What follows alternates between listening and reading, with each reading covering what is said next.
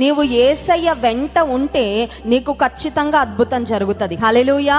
అద్భుతం జరగాలయ్యా, నాకు అద్భుతం కావాలి అంటే యేసే అంటున్నాడు, ముందు నా వెంబడి రా, కమ్ అండ్ ఫాలో మీ. వచ్చి వెళ్ళిపోవడం కాదు, కనపడి డిసపియర్ అయిపోవడం కాదు.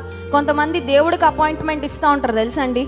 క్రిస్మస్కి ఒకసారి, ఈస్టర్కి ఒకసారి, సంవత్సరానికి 2 సార్లు దేవుడికి అపాయింట్మెంట్ ఇచ్చి మందిరంలో కనబడతారు.